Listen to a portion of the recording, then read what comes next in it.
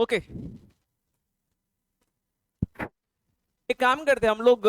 Last के जो दो लेक्चर्स हुए अपने, उसको एक बार मैं शॉर्ट में बता रहा हूँ। और कल क्योंकि नेट नहीं चल रहा था, आज थोड़ा स्क्रीनर से मैं आपको बताऊंगा। जो हमने फर्स्ट डे सीखा था, फर्स्ट डे हमने क्या सीखा था? फर्स्ट डे हमने डिविडेंड के बारे में सीखा था, राइट?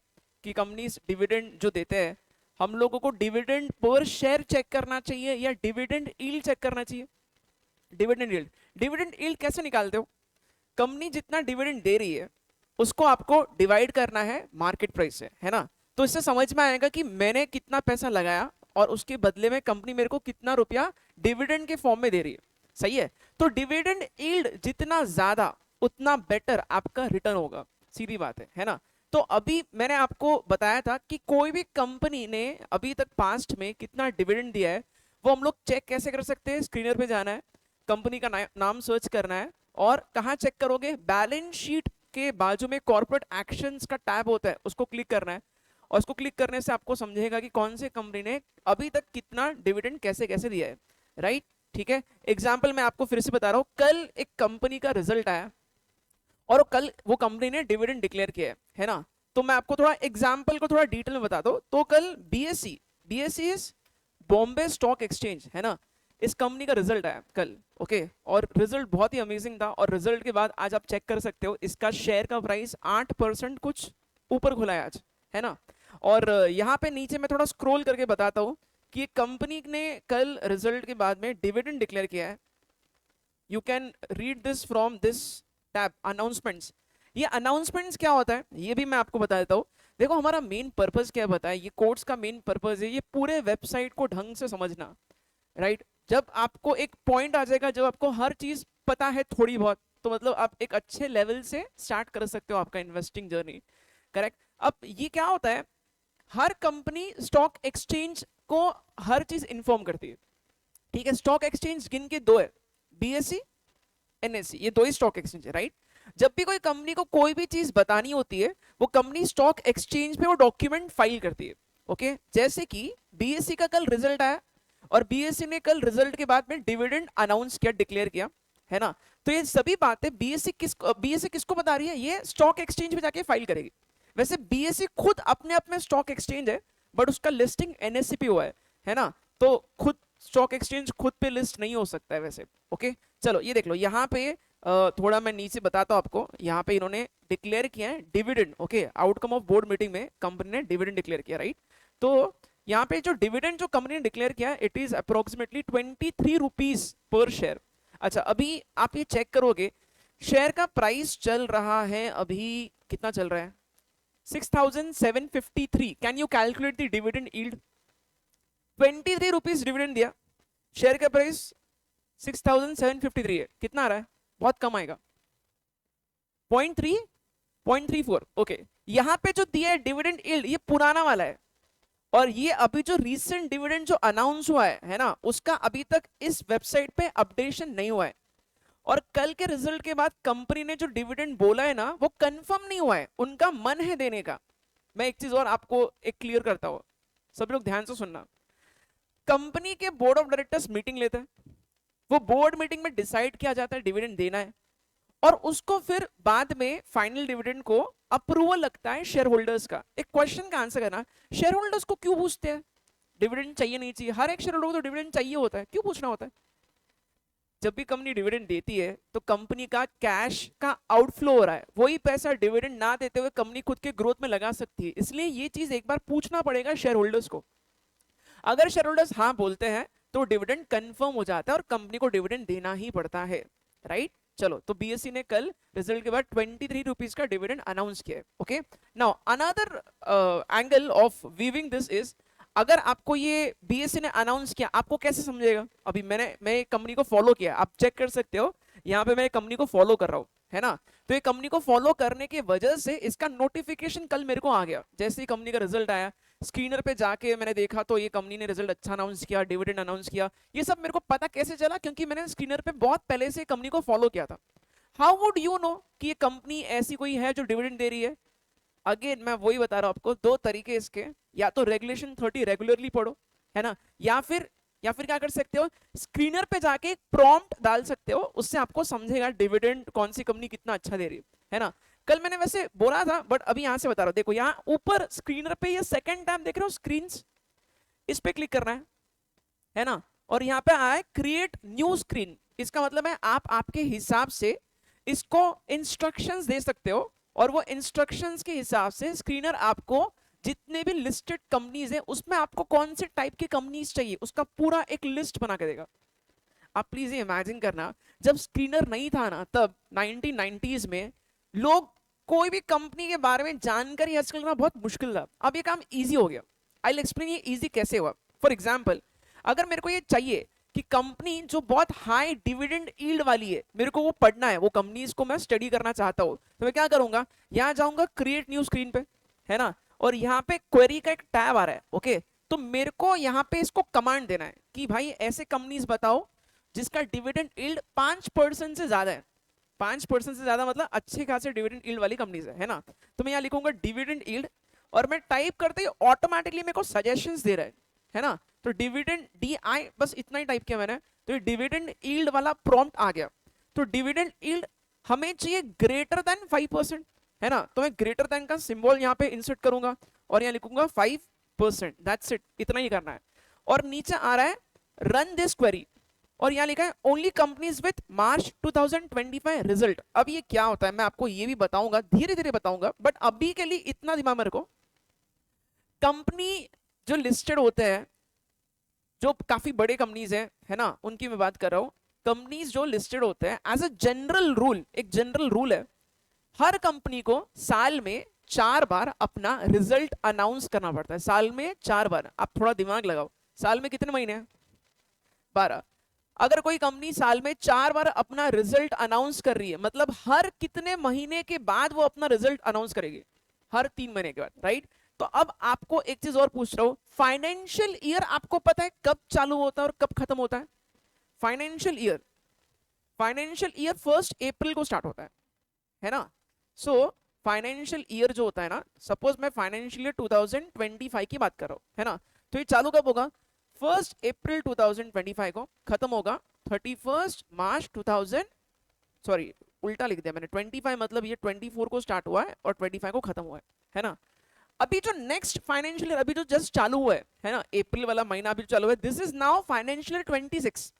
अभी कौन सा फाइनेंशियल ईयर चल रहा है, 2026 वाला, है ना।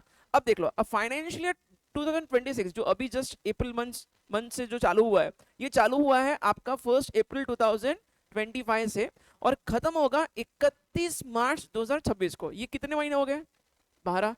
ये कितने महीने हो गए, 12। एक चीज दिमाग में रखना, लास्ट का जो नंबर होता है 25, मतलब ये एंड हो रहा है 25 पे, आप चेक कर सकते हो 25 पे एंड हो रहा है ना।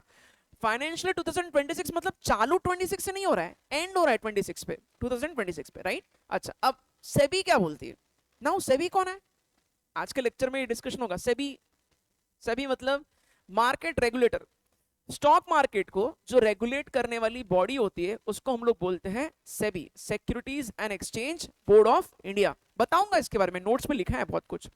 तो सेबी बोलती है जो भी कंपनीज लिस्टेड है स्टॉक एक्सचेंज पे, उनको साल में 4 बार अपना रिजल्ट शेयर होल्डर्स को बताना होगा।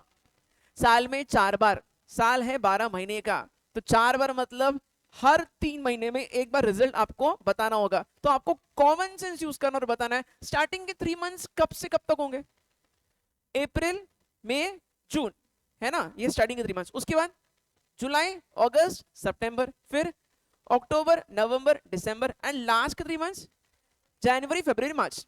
अभी मार्च खत्म हो गया, और मार्च खत्म होते ही क्या होगा, कंपनीज अब अपना रिजल्ट अनाउंस करना चालू कर रहे हैं धीरे धीरे। तो अभी ये रिजल्ट सीजन है पूरा, है ना। अपना जो बैच चालू है ना, बहुत सही टाइम पे चालू हुआ है। रीजन बीइंग, अभी मार्च खत्म हो गया, अप्रैल भी खत्म हो गया, अभी तो मई चल रहा है ना। तो बहुत सारे कंपनीज अपने रिजल्ट्स अनाउंस करते हैं मार्च के बाद में, महीना 2 महीना यही चलता है कि कंपनीज अपने मार्च वाले रिजल्ट अब अनाउंस करना चालू कर रहे हैं, ठीक है। अच्छा, तो बीएससी ने रिसेंटली वो रिजल्ट अनाउंस किया।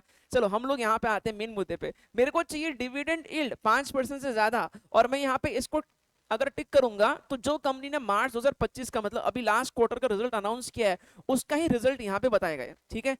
तो ये देख लो इतना लंबा लिस्ट आ गया, 9 कंपनीज है ऐसे जिनका डिविडेंड यील्ड 5% से ज्यादा है। You can see it and confirm it here from this column, आप चेक करो डिविडेंड यील्ड देखो कितना, यहाँ पे नंबर क्या क्या लिख रहा है। कुछ कुछ कंपनीज का तो 11% है, कुछ कंपनीज का 10% है। बट मैं आपको एक चीज बताऊं, कभी कभी ऐसे भी हो सकता है ये 11% एक ही साल में बढ़ गया क्योंकि उस साल में कंपनी को अचानक से कुछ प्रॉफिट हुआ होगा और उस प्रॉफिट ज्यादा होने के चक्कर में कंपनी कभी कभी स्पेशल डिविडेंड अनाउंस करती है, रेगुलर नहीं है, हो सकता है, ठीक है। आपको कैसे समझेगा कंपनी रेगुलर दे रहे हैं नहीं दे रहे? वेरी सिंपल, आपको जाके चेक करना होगा। अभी फॉर एग्जाम्पल मैं आपको ये दिखाता हूँ, देखो वेदांता, वेदांता पे क्लिक किया, अभी मैंने देखा तो यहाँ पे डिविडेंड लिस्ट का अच्छा दिख रहा है, राइट। कैसे कंफर्म करोगे सच में कंसिस्टेंटली ये डिविडेंड दे रही है नहीं दे रही है? वापस वही करना है, नीचे स्क्रॉल करो, किधर जाओगे, किधर जाओगे, बैलेंस शीट वाले टैब में, यहाँ पे साइड में क्या लिखा है, कॉर्पोरेट एक्शंस, इस पे क्लिक करना है, यहाँ पे डिविडेंड में जाना है और आपको समझेगा कंपनी ने डिविडेंड सच में कंसिस्टेंटली दिया है क्या, अच्छा खासा, है ना। और ये कंपनी हर साल दे रही है डिविडेंड, मतलब ये वन टाइम थिंग नहीं है कि कंपनी ने एक बार दिया तो अचानक से डिविडेंड बढ़ गया, काफी अच्छा डिविडेंड कंपनी दे रही है। अच्छा एक चीज और कंफर्म करते हैं, हम लोग जो लॉजिक लगाते हैं, जो मैंने बोला आपको, ऐसे कंपनीज में इन्वेस्ट करो अगर आपको डिविडेंड चाहिए तो जो पिछले साल के मुकाबले इस साल ज्यादा डिविडेंड दे रही है, डिविडेंड का नंबर बढ़ना चाहिए तो मजा है। अगर डिविडेंड का नंबर नहीं बढ़ रहा है तो आपका डिविडेंड यील्ड नहीं बढ़ेगा, है ना। मैंने आपको एनएससी का एग्जांपल दिया था, इफ यू रिमेंबर एनएससी के एग्जांपल में लेटेस्ट एनएससी ने कितना डिविडेंड दिया पता है? मैं बताता हूं आपको, देखो if I am not wrong, NSC का जो डिविडेंड का जो नंबर था ना बच्चों, it was 90 rupees last year का। कितना था, एक सेकेंड सॉरी, 90 रुपीज का डिविडेंड था एनएससी का, 90 रुपीज, ठीक है। और आपको याद होगा मैंने आपको बताया था कि राधाकृष्ण दमानी जी ने कोविड के टाइम पे 1000 रुपए में लिया था, है ना। अगर वो 1000 रुपए में शेयर ले रहे हैं और एनएससी ने डिविडेंड उनको 90 रुपीज का दिया, डिविडेंड यील्ड निकालना है एक बार, जिन्होंने 1000 में लगाया है पैसा एनएससी में, है ना, क्या करोगे, 90 डिवाइडेड बाय 1000 कितना आएगा, कितना आएगा, 9%, है ना, अच्छा खासा है, नॉट बैड, बहुत अच्छा है, 9%, इट्स अ गुड नंबर। 9% अच्छा क्यों है?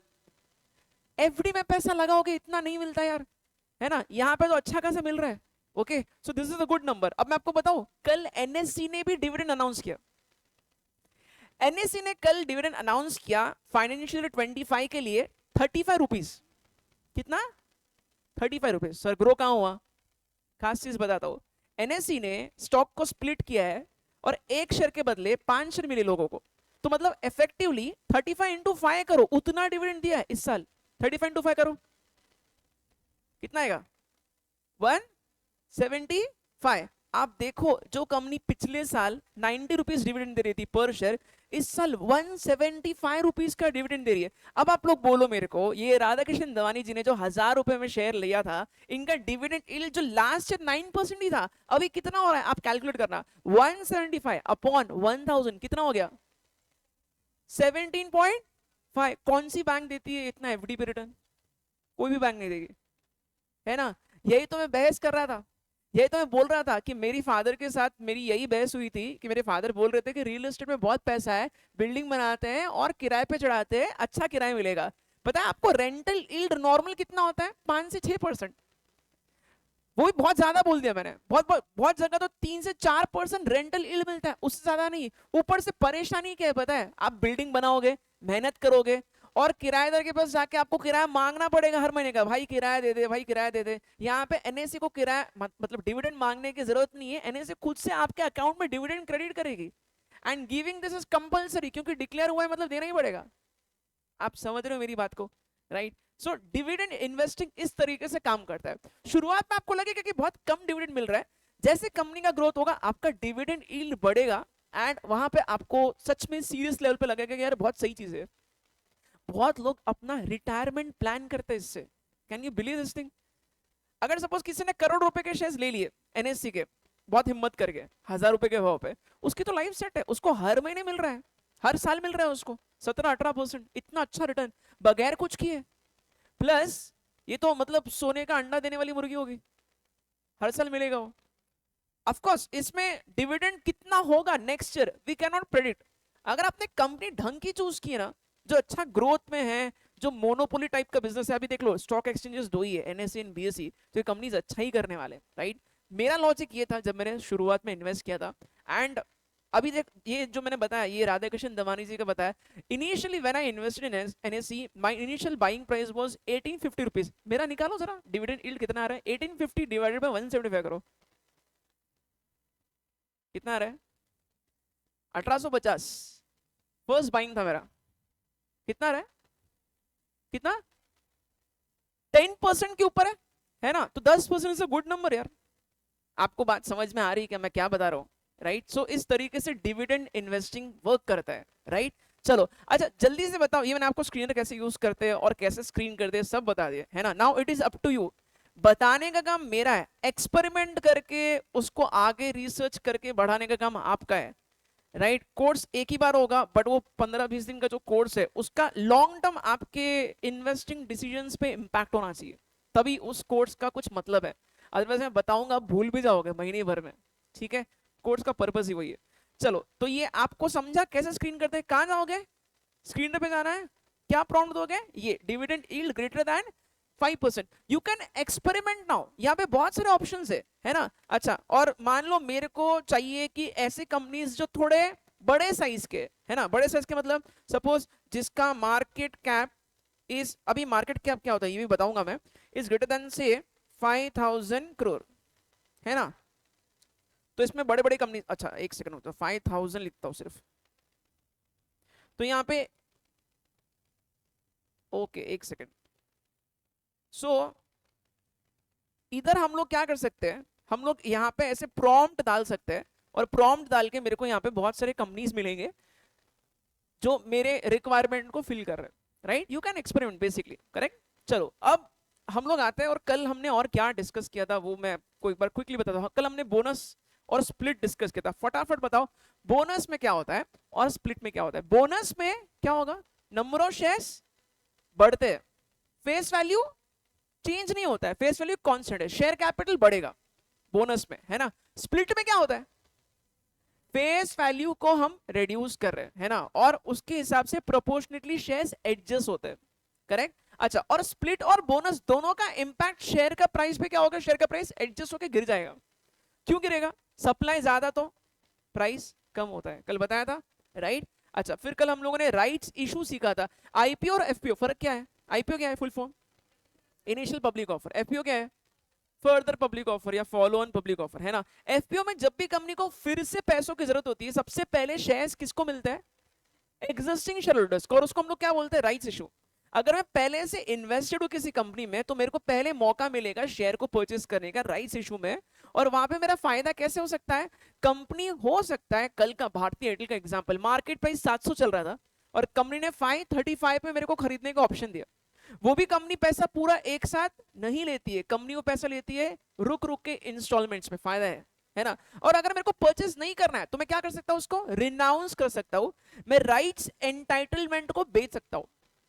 कोई नया इन्वेस्टर है, उसको क्या फायदा, वो पहले राइट्स एंटाइटलमेंट मेरे से खरीदेगा, फिर कंपनी से 535 में खरीदेगा, उसको फायदा ये है कि उसको रुक रुक के पैसा देना है, तो दोनों का भी फायदा होता है। सो इस तरीके से राइट्स इशू को भी हम लोग जो है अपने फायदे के लिए यूज कर सकते हैं। चलो ये सारी बातें मैंने आपको कल के लेक्चर में बताई थी, अब मैं आपको यहाँ पे कुछ नई बातें सिखाऊंगा इस लेक्चर में। वेरी वेरी सिंपल लेक्चर, आज का बहुत इजी लेक्चर है वैसे, ठीक है। तो आज के लेक्चर में हमारा प्राइमरी जो डिस्कशन होगा ना, एक सेकेंड, हाँ सी, सबसे पहले तो मैं एक, इसमें कुछ फाइल्स मिसिंग है, यहां से पहले बता देता हूँ। चलो देखो, आज के लेक्चर में ना सबसे मेन चीज जो डिस्कस होगी ना वो है मार्केट पार्टिसिपेंट्स, है ना। अब ये मार्केट पार्टिसिपेंट्स क्या होता है, मैं आपको मेरे हिसाब से पहले बता देता हूँ सारी बातें, है ना। आपके नोट्स में हर एक पॉइंट आया वैसे, करेक्ट। तो बच्चों सबसे फर्स्ट ये सेबी क्या करती है और सेबी का क्या रोल है वो बता रहा हूँ, ओके। बहुत सारे टर्म्स आज डिस्कस करूंगा जो बहुत कॉमनली यूज होते हैं, और आपको एज अ बिगिनर ये पता रहना जरूरी है, ओके। तो देखो सेबी का क्या काम है, स्टॉक मार्केट में सेबी का क्या काम है, सेबी का वही रोल है जो बैंकिंग की दुनिया में आरबीआई का रोल होता है। RBI full form, reserve bank of India, ठीक है। अच्छा, किसी भी बैंक के साथ कुछ गलत हो रहा है, राइट, कोई भी चीज में अवेयरनेस क्रिएट करना है तो आरबीआई जैसे सामने आती है। वैसे स्टॉक मार्केट में कुछ भी घोटाला ना हो ये इंश्योर करती है सेबी। सेबी का काम ही है, securities and exchange board of India, ठीक है। अब मैं आपको मेन चीज बताता हूं एग्जैक्टली सेबी का जो रोल है वो कौन से साल से ये स्टार्ट हुआ है, राइट।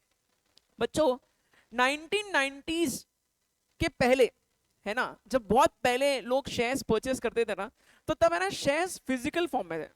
शेयर्स कैसे थे? फिजिकल फॉर्म में, ठीक है।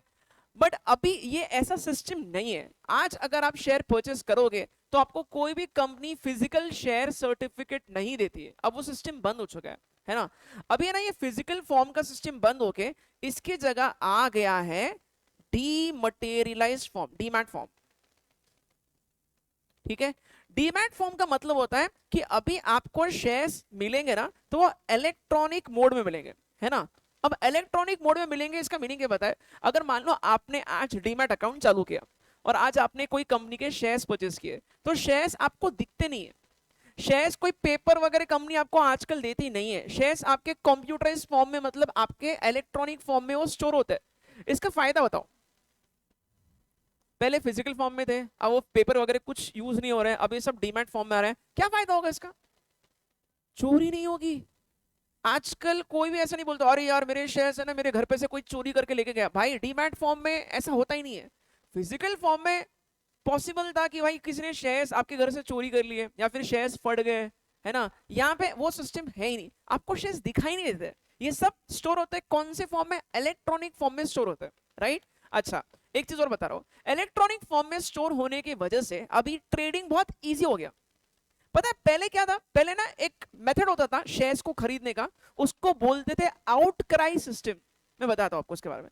फिजिकल फॉर्म में पहले के टाइम पे आउटक्राई सिस्टम था, ठीक है। अब ये आउटक्राई सिस्टम क्या होता है? आपने कुछ मूवीज में देखा होगा, मैं बताता हूं आपको, रेफरेंसेस दूंगा, है ना, घर पे जाके चेक करना। गुरु मूवी थी एक, बहुत पहले रिलीज हुई थी, अभिषेक बच्चन की। उसमें धीरूभाई अंबानी का स्टोरी बताया हुआ है। उसमें एक सीन है जहां पे शेयर्स को खरीदा जा रहा है, और वो शेयर्स को खरीदने के लिए जो ब्रोकर्स होते थे ना, पहले पहले रिंग में आते थे। दलाल स्ट्रीट नाम की एक जगह होती थी मुंबई में, है ना। और वहां जाके लोग शेयर्स को खरीदते थे। और अगर मेरे को शेयर्स चाहिए, पहले पहले के टाइम पे का ट्रेडिंग बता रहा हूं, तो चिल्ला चिल्ला के बाय करना पड़ता था, करेक्ट। और उनके अलग अलग सिस्टम होते थे, अलग अलग उनके जेस्चर्स होते थे जिससे शेयर्स को खरीदा जाता था। अभी ये मेथड बंद हो गया यार। इस मेथड में बहुत घोटाले हो सकते थे, इस मेथड में बहुत प्रॉब्लम्स थे। इस मेथड में बहुत बार ऐसा होता कि आपके जेब से पैसे चले गए बट आपको शेयर्स नहीं मिले, है ना। और शेयर्स मिलने में 30-30 दिन लगते थे। कैन यू इमेजिन, 30 दिन लग रहे थे। अभी कोई बताएगा आज अगर मैं शेयर्स परचेस करता हूँ कितने दिन में मिलता है? बताया मैंने आपको, एक दिन में मिलता है, T+1। आज पैसा गया, आज बेसिकली आज मैंने ऑर्डर प्लेस किया और कल मेरे अकाउंट में शेयर्स आ गए। इतने जल्दी हो रहा है, 30 दिन का और एक दिन का। तो क्लियरली कौन सा सिस्टम अच्छा है, फिजिकल मोड और इलेक्ट्रॉनिक मोड? इलेक्ट्रॉनिक मोड, है ना। तो डीमैट फॉर्म की वजह से आज आपको शेयर्स एक ही दिन में मिलते हैं। T+1 डे का यहाँ पे स्टोरी है, पहले 30 दिन लगते थे। ओके, अच्छा एक चीज और, अभी आपको कहीं जाके ऐसे रिंग में जाके चिल्ला चिल्ला के शेयर्स को खरीदने की जरूरत नहीं है। अभी आपको ऑर्डर प्लेस करना पड़ता है और आपको शेयर्स मिल जाते हैं, ठीक है। मैं ये सब कहानी क्यों बता रहा हूँ? बिकॉज ये सब पॉइंट्स का लिंक है, आज होगा, आज सब चीजें बताऊंगा, ठीक है। अच्छा, अब इसमें सेबी कहां आ गई? सुनो अच्छे से, देखो सेबी का मेन रोल चालू होता है जब से ये डीमैट फॉर्म यानी कि इलेक्ट्रॉनिक मोड आया। वैसे नाम डीमैट फॉर्म कहां से आया ये मैं आपको बता रहा हूं। पहले कैसा था? Physical form. फिजिकल मतलब हम लोग किसका यूज करते थे? पेपर का।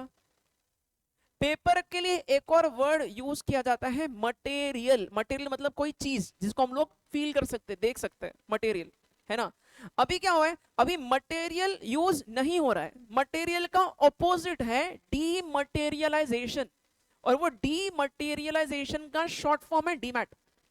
एकदम आसान भाषा में बोला जाए तो ये उल्टा है। पहले पेपर यूज होता था, अब पेपर का यूज नहीं हो रहा है, अब सब कुछ कंप्यूटराइज्ड फॉर्म में स्टोर होता है। आपके शेयर्स आपको नहीं दिखते, आपके शेयर्स स्टोर होते हैं इलेक्ट्रॉनिक फॉर्म में, आपको दिखाई भी नहीं देगा। वो आपको समझेगा आपके पास कितने शेयर्स है, बट आपको दिखेगा नहीं वो एग्जैक्ट फिजिकल फॉर्म में जैसे दिखता है। चोरी होने का डर ही नहीं है। बताओ आपको ये बेसिक चीजें समझी क्या? और ये सब कुछ रेगुलेट कौन करता है? सेबी, सबसे ऊपर बैठा है सेबी।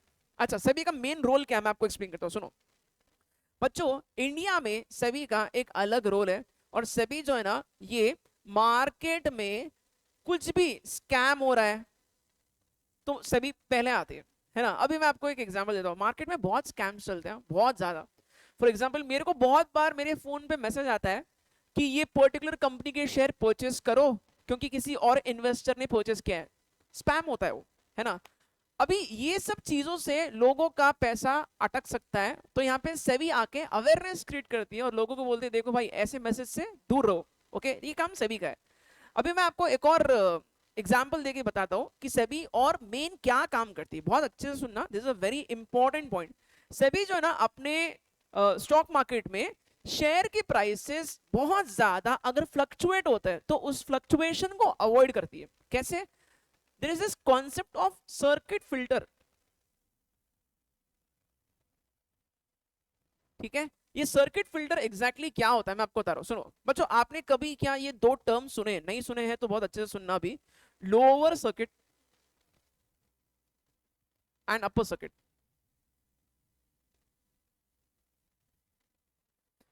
इसको क्या हो गया?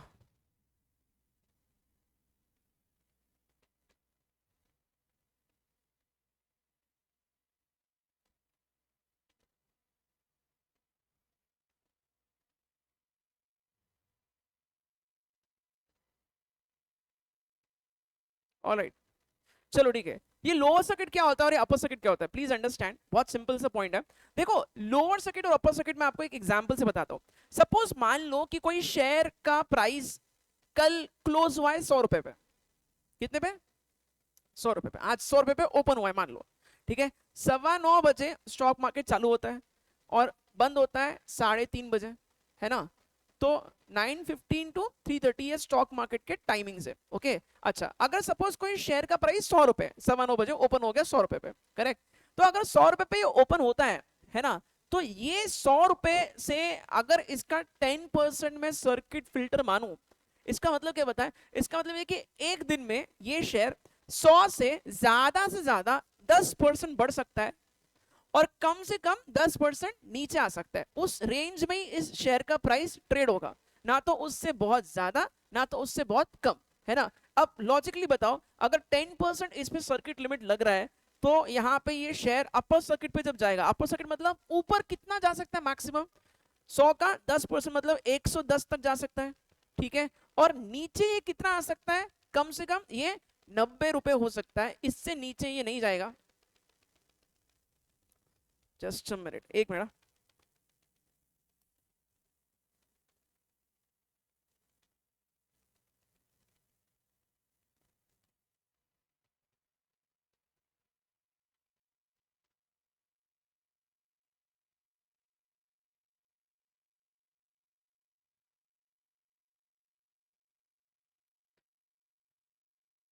ऑलराइट, चलो। यस, कहाँ डिस्कशन अपना चल रहा था? स्टॉक मार्केट में सर्किट लिमिट्स होते हैं जो सेबी डिसाइड करती है, upper circuit and lower circuit. अगर 100 रुपए का शेयर है और उस पर 10% सर्किट लिमिट डिसाइड किया है, मतलब वो ज्यादा से ज्यादा कितना हो सकता है? 110। और वो कम से कम कितना आ सकता है? 90 रुपए पे। इससे क्या फायदा होगा बताओ सोच के, चलो कम ऑन। क्या क्या फायदा होगा इससे? सर्किट लिमिट नहीं रखते हैं यार, क्या क्या फर्क पड़ रहा है?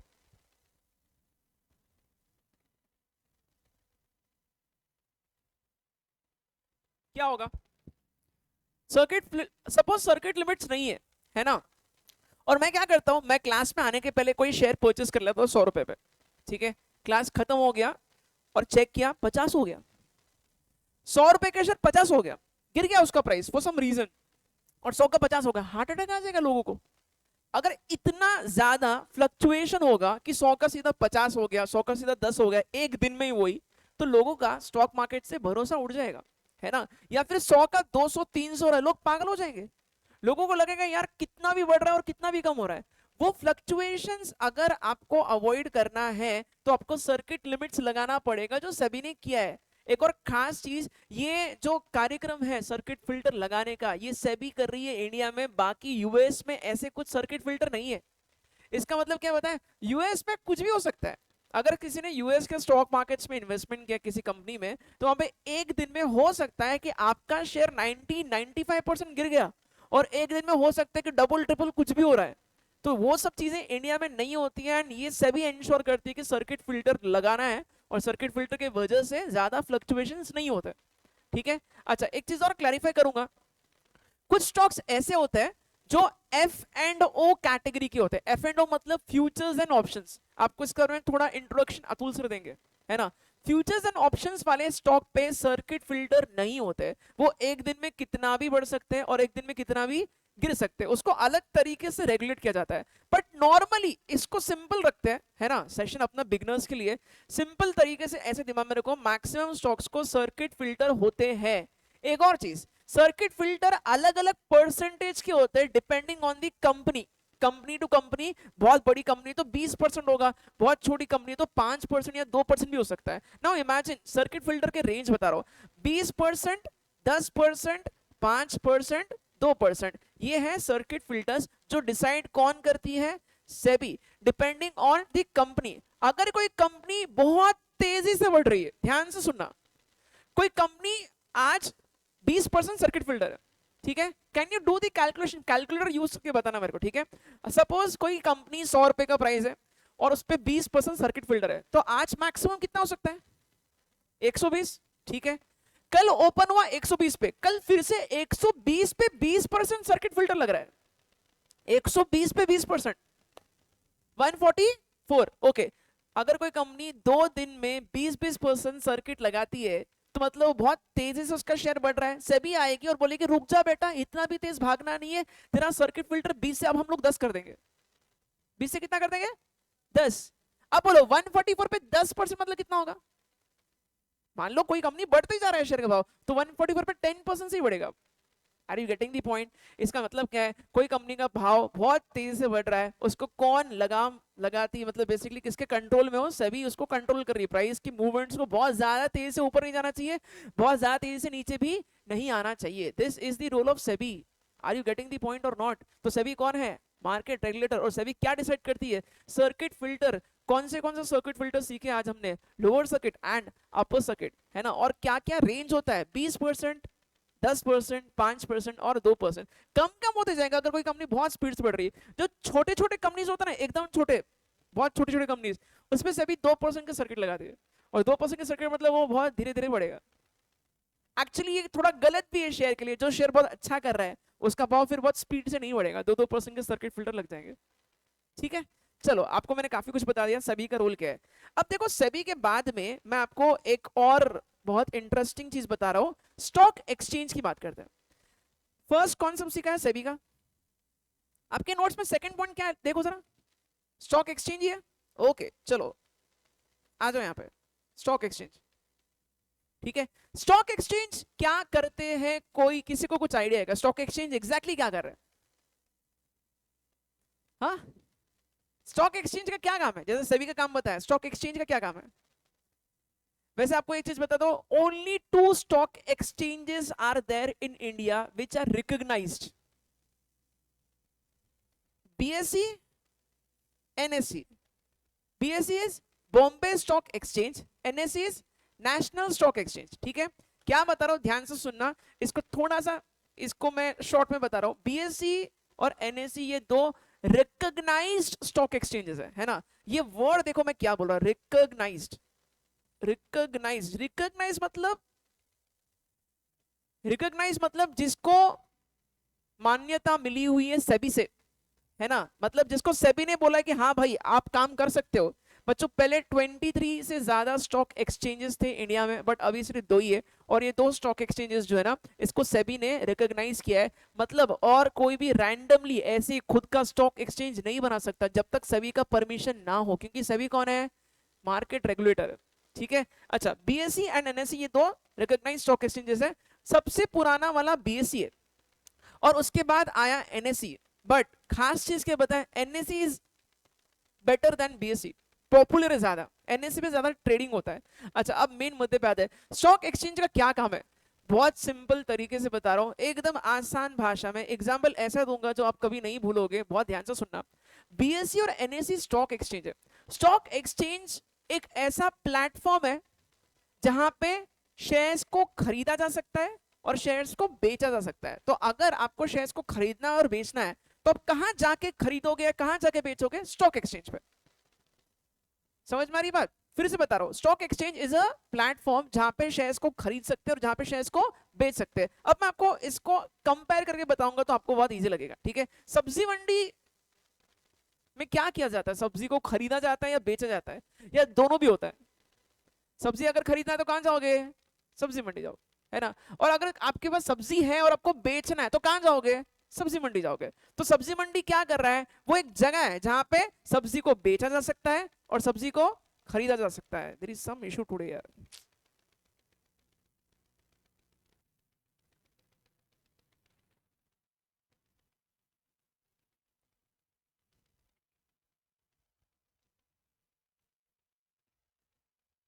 ऑलराइट, चलो ठीक है। तो क्या बताया मैंने? बीएससी और एनएससी क्या है? ये स्टॉक एक्सचेंजेस है। और स्टॉक एक्सचेंजेस क्या करते हैं? प्लेटफॉर्म क्रिएट करते हैं। देखो सब्जी मंडी का क्या काम है? सब्जी मंडी में जैसे सब्जी को खरीदा जा सकता है और बेचा जा सकता है, वैसे ही स्टॉक एक्सचेंजेस है, यहाँ पे स्टॉक्स को बेचा भी जा सकता है और खरीदा भी जा सकता है। But there is a problem here, ध्यान से सुनना मैं क्या बता रहा हूँ।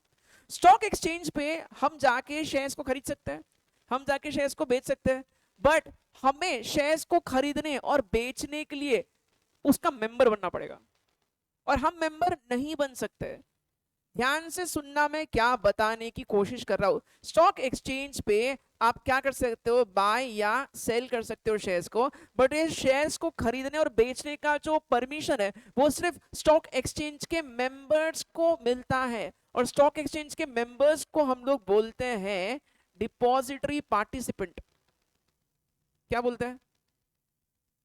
डिपॉजिटरी पार्टिसिपेंट, नया टर्म है आपके लिए। सुन लो पहले पूरा क्या बता रहा हूं। स्टॉक एक्सचेंज पे खरीदना और बेचना है तो आपको उसका मेंबर बनना पड़ेगा, और मेंबर जो है, जो बनते हैं, उनको क्या बोलते हैं? Depository participant. आपको एग्जांपल दूंगा और क्लियरली समझेगा, सुनो। डिपॉजिटरी पार्टिसिपेंट मतलब क्या पता है? ये वो ब्रोकर है जहां पे जाके आप अकाउंट ओपन करते हो, है ना? जैसे कि फॉर एग्जांपल डिपॉजिटरी पार्टिसिपेंट का एक अच्छा एग्जांपल मैं अगर आपको दूं, तो जो भी ब्रोकर्स है जहां पे हम लोग जाके डीमैट अकाउंट ओपन करते हैं, example could be Zerodha, example could be grow. आपने ग्रो का एड देखा होगा शायद टीवी पे, बहुत ज्यादा एडवर्टाइजमेंट्स इनके चल रहे हैं। Example could be Upstox, example could be Motilal Oswal, example एक और हो सकता है एंजल ब्रोकिंग। ये सब कौन है पता है? ये सब है डिपॉजिटरी पार्टिसिपेंट। फिर से रिपीट कर रहा हूं, ध्यान से सुनना। स्टॉक एक्सचेंज पे बाइंग और सेलिंग होता है शेयर्स का, बट ये हम डायरेक्टली जाके स्टॉक एक्सचेंज को बोल नहीं सकते अरे मेरे को ये कंपनी का शेयर दो, मेरे को खरीदना है, मेरे को ये कंपनी का शेयर बेचना है। ये हम डायरेक्टली स्टॉक एक्सचेंज पे नहीं जा सकते। हमें जाना पड़ेगा किसके थ्रू? इनके थ्रू, डिपॉजिटरी पार्टिसिपेंट के थ्रू। और डिपॉजिटरी पार्टिसिपेंट कौन होता है? ये मेंबर्स होते हैं स्टॉक एक्सचेंज के। ये खरीद सकते हैं और बेच सकते हैं। मतलब अगर मेरे को शेयर्स खरीदना और बेचना है तो मेरे को किसके थ्रू जाना पड़ेगा? डिपॉजिटरी पार्टिसिपेंट्स के थ्रू जाना पड़ेगा। इट मींस मेरे को डिपॉजिटरी पार्टिसिपेंट के पास जाके अपना अकाउंट ओपन करना पड़ेगा।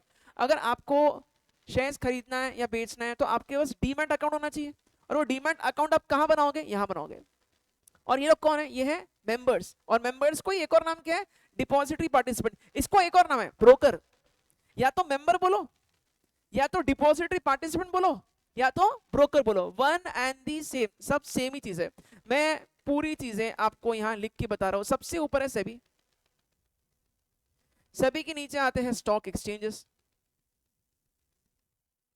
स्टॉक एक्सचेंजेस है गिन के दो, बीएससी, एनएससी। स्टॉक एक्सचेंजेस पे बाइंग और सेलिंग हम कर सकते हैं, बट हम डायरेक्टली नहीं कर सकते। ये सिर्फ मेंबर्स को परमिशन है। और मेंबर्स मतलब कौन? ब्रोकर्स। और ब्रोकर्स के लिए एक और नाम क्या है? Depository participants. और यहां पे जाके हम लोग अकाउंट ओपन कर सकते हैं ना। मतलब आप यहां बैठे हो इन्वेस्टर, आपको शेयर्स खरीदना है, आप मेंबर के पास जाओ, अकाउंट ओपन करो, और मेंबर आपके लिए ऑर्डर प्लेस करेगा स्टॉक एक्सचेंज पे, और फिर वो ऑर्डर जो है उससे आप शेयर्स को खरीद सकते हो और बेच सकते हो। Are you getting the point? Directly हम स्टॉक एक्सचेंज पे नहीं जा सकते, हमें किसका हेल्प लेना पड़ेगा? हमें मेंबर का हेल्प लेना पड़ेगा। मेंबर मतलब ब्रोकर, और ब्रोकर का ही एक और नाम है डिपॉजिटरी पार्टिसिपेंट। क्या नाम है? Depository participant. बताओ आपको डिपॉजिटरी पार्टिसिपेंट का रोल समझ में आया क्या? डिपॉजिटरी पार्टिसिपेंट का एग्जांपल क्या है? ये सारे प्लेटफॉर्म जहां पे हम लोग शेयर्स को खरीद रहे हैं और बेच रहे हैं, जहां पे अकाउंट ओपन हो रहा है हमारा, जीरोधा, या फिर अपस्टॉक्स या फिर एंजल ब्रोकिंग या फिर मोतीलाल ओसवाल, जहां पे भी जाके आप डीमैट अकाउंट ओपन करोगे ना, आप में से कितने लोगों का डीमैट अकाउंट है? तो अगर आप जब भी बनाओगे, जिनका नहीं है, जब भी आप बनाओगे आपको मेंबर के पास ही जाना पड़ेगा, है ना। अभी बहुत सबसे ज्यादा पॉपुलर मेंबर यानी कि ब्रोकर यानी कि depository participant is Zerodha. India में सबसे ज्यादा पॉपुलर भी वो है, मार्केट शेयर भी सबसे ज्यादा जीरोधा का ही है, राइट। चलो, तो ये इन्वेस्टर वहां जाते हैं और वहां से फिर स्टॉक एक्सचेंज से वो शेयर्स को खरीद सकते हैं और बेच सकते हैं, राइट। अच्छा, अब मेरे क्वेश्चन का आंसर करो सोच के। बहुत सिंपल सा क्वेश्चन पूछ रहा हूं, दो स्टॉक एक्सचेंज है बीएसई एनएसई, तो नॉर्मली नॉर्मली कोई भी कंपनी अगर दोनों भी स्टॉक एक्सचेंज पे लिस्टेड है तो शेयर का प्राइस दोनों जगह सेम रहेगा या अलग रहना चाहिए? देखो एक एग्जांपल दे रहा हूं, है ना। एग्जांपल सपोज है ये कंपनी का भारती एयरटेल, भारती एयरटेल, ठीक है। तो ये कंपनी एनएससी पे भी लिस्टेड है और ये कंपनी बीएसई पे भी लिस्टेड है। अगर कोई कंपनी एनएससी और बीएसई दोनों जगह लिस्टेड है तो इसका जो शेयर का प्राइस है दोनों भी स्टॉक एक्सचेंज पे सेम रहेगा या अलग रहेगा? आपको क्या लगता है? आप आपका आंसर बताओ, फिर मैं मेरा लॉजिकल एक्सप्लेनेशन इसमें ऐड करता हूं। बताओ, एनएससी और बीएसई पे शेयर का प्राइस सेम रहना चाहिए या अलग रहना चाहिए? ये तो वही हो गया कि नांदेड़ में दो सब्जी मंडी है ना, और दोनों सब्जी मंडी में टमाटर मिल रहे हैं। प्लीज बताओ, एक सब्जी मंडी में आज जो टमाटर का भाव चल रहा है, क्या एग्जैक्ट भाव दूसरे सब्जी मंडी में रहना जरूरी है? हाँ या ना? नहीं यार। एक सब्जी मंडी में सपोज भाव चल रहा है 15 रुपए और दूसरे में चल रहा है 16 रुपए, डिफरेंस तो आ ही सकता है। सेम लॉजिक है यहाँ पे। एनएससी और बीएसई अलग अलग स्टॉक एक्सचेंजेस है, तो अगर भारतीय एयरटेल का स्टॉक का प्राइस एनएससी पे कुछ चल रहा है, बीएसई पे अलग चल सकता है, वेरी मच पॉसिबल, है ना। I can show this to you. आपको यहाँ पे सिंपली गूगल सर्च करके देखना है एनएससी पे क्या भाव चल रहा है और बीएसई पे क्या भाव चल रहा है ना। तो यहाँ पे हम लोग सर्च करते हैं भारतीय Airtel NSC share price. Net नहीं है, वेरी गुड। तो एग्जाम्पल को कंटिन्यू करता हूँ। एनएससी बीएससी एग्जाम्पल, रैंडम मैं नंबर लिख रहा हूँ यहाँ पे, है ना। सपोज एनएससी पे चल रहा है, से रैंडम एग्जाम्पल है ना, मैं चेक नहीं कर रहा हूँ, 1800 रुपए, और बीएससी पे चल रहा है 1810। वेरी मच पॉसिबल की डिफरेंस है। अब मैं आपको ये बताता हूँ, ये डिफरेंस रहेगा बट ज्यादा डिफरेंस कभी नहीं मिलेगा आपको। कभी भी चेक करना, कोई भी शेयर का प्राइस दो स्टॉक एक्सचेंज पे डिफरेंस हल्का सा दिखेगा आपको, but it is not a major difference. ऐसा कभी नहीं होगा एक पे 2000 चल रहा है भाव, एक पे 1800, 200 रुपए का गैप, ऐसा कभी नहीं आएगा। ऐसा क्यों नहीं होता है? उसका रीजन है, अगर मान लो बच्चों आपको एक क्वेश्चन पूछ रहा हूं, कॉमन सेंस वाला आंसर करना। दो सब्जी मंडी है, एक में टमाटर का भाव 10 रुपए चल रहा है और दूसरे में चल रहा है 20 रुपए, क्या होगा? दोनों नांदेड़ में ही है, आप क्या करोगे? आप कौन से सब्जी मंडी से खरीदोगे? सेम टमाटर है, एक जगह 10 एक जगह 20, कहां से खरीदना पसंद करोगे?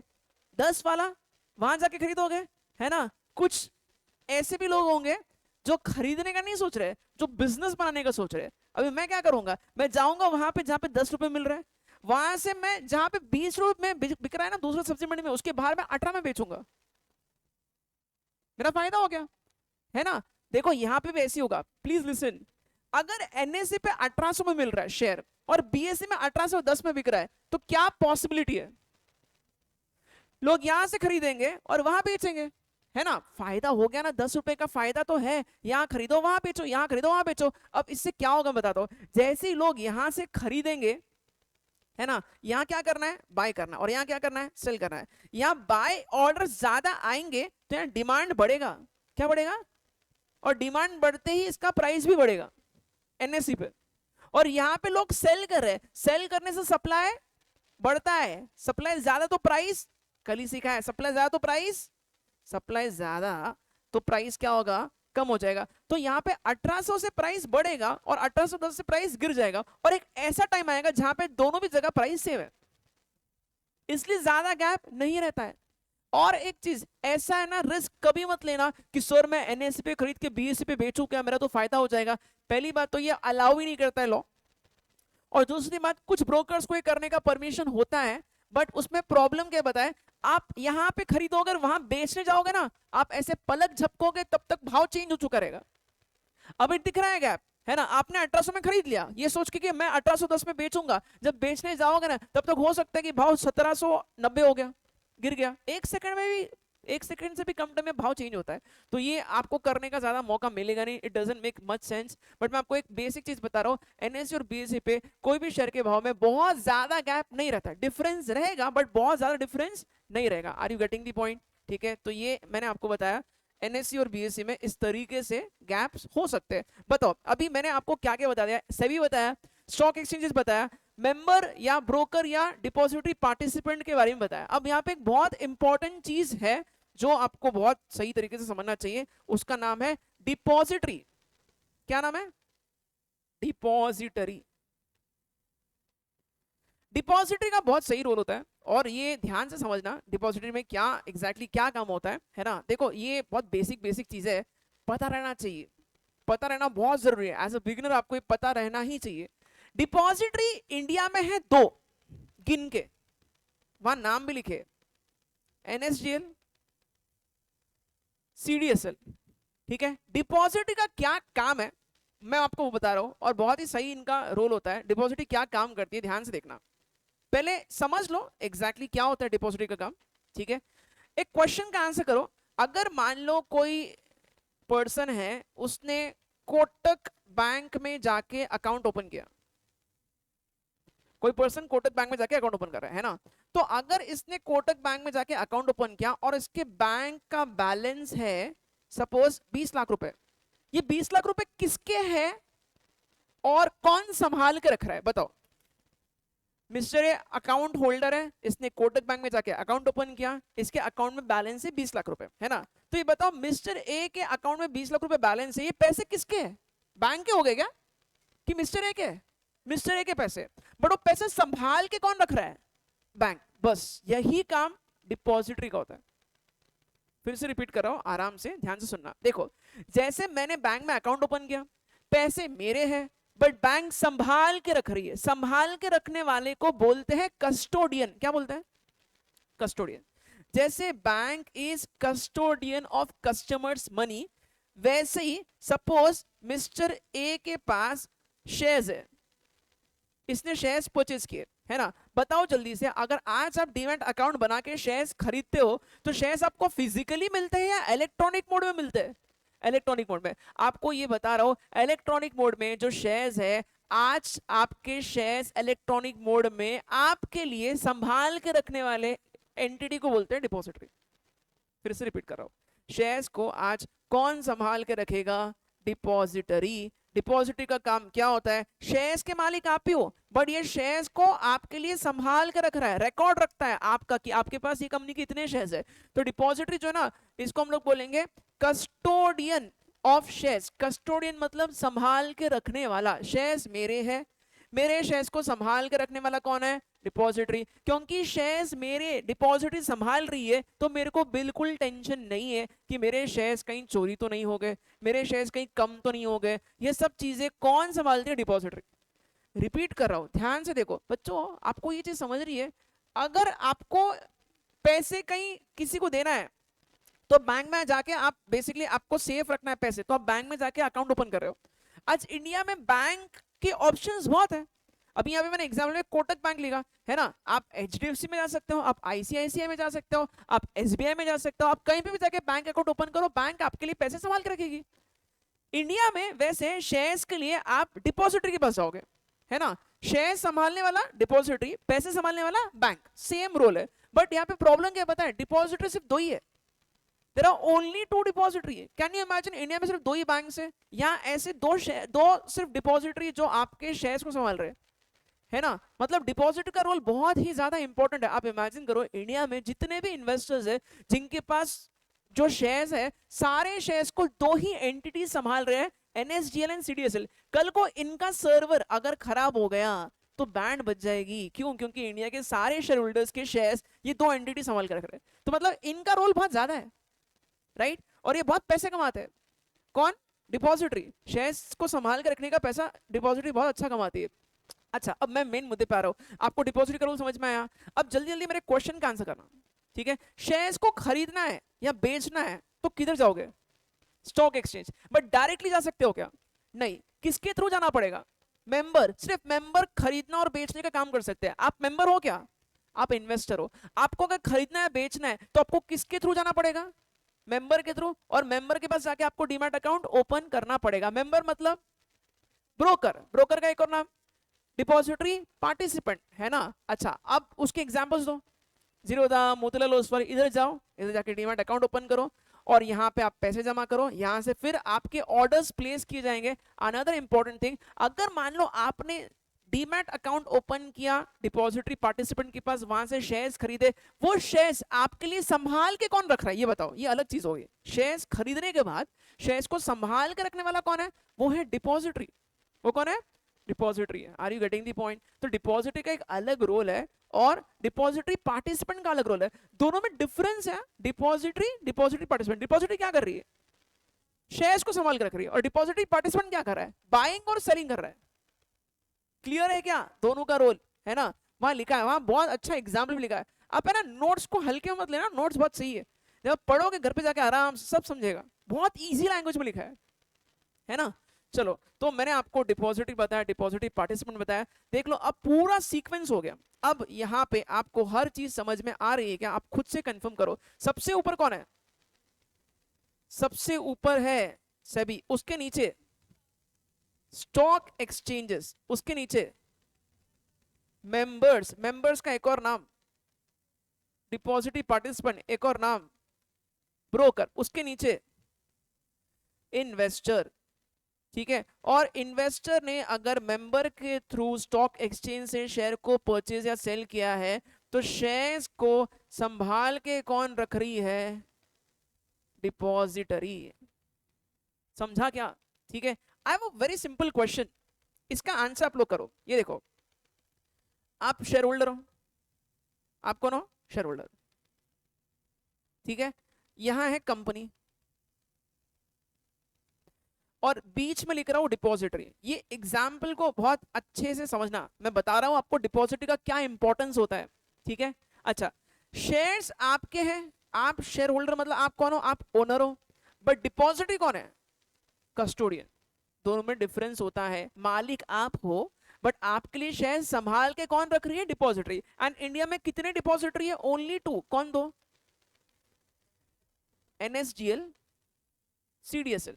ठीक है, अच्छा, अब एक चीज बताओ यार, कंपनी का जो रजिस्टर होता है मेंबर का, उसमें रोज मेंबर्स सेम रहेंगे या चेंज होंगे? बस सिंपल क्वेश्चन का आंसर आराम से करो, गड़बड़ मत करना, अभी बहुत टाइम है अपने इस क्लास को एंड होने में। आप सिर्फ ये बताओ मेरे को, अगर कोई कंपनी के शेयर्स खरीद रहा है ना, फॉर एग्जांपल भारतीय एयरटेल, चलो इसका एग्जांपल लेते हैं ना, एयरटेल के रोज शेयर होल्डर्स चेंज होंगे क्या? क्यों? रोज शेयर्स लोग खरीद रहे हैं तो रोज मेंबर का लिस्ट चेंज होगा। तो एयरटेल रोज रोज अपने पास रजिस्टर नहीं रखती है, एयरटेल को पता ही नहीं कि उनके मेंबर्स कौन है, क्योंकि उसका रिकॉर्ड एयरटेल नहीं रख रही है, एयरटेल को जरूरत ही नहीं है। देखो एग्जाम्पल बता रहा हूं, यहां पे कंपनी है भारतीय एयरटेल, भारतीय एयरटेल। ठीक है, ये कंपनी जो ना रिकॉर्ड नहीं रखती है कि इसके शेयर होल्डर्स कौन है। सर फिर अगर कंपनी को पता कैसे चलेगा कि उनके शेयर होल्डर्स कौन है? डिविडेंड कैसे मिलेगा? सपोज एयरटेल ने डिविडेंड अनाउंस किया, अब आंसर करो, देखो आपके पहले के कॉन्सेप्ट्स पूरे यहां यूज हो गए। बताओ, अगर एयरटेल कल को डिविडेंड अनाउंस करती है, किसको मिलेगा dividend?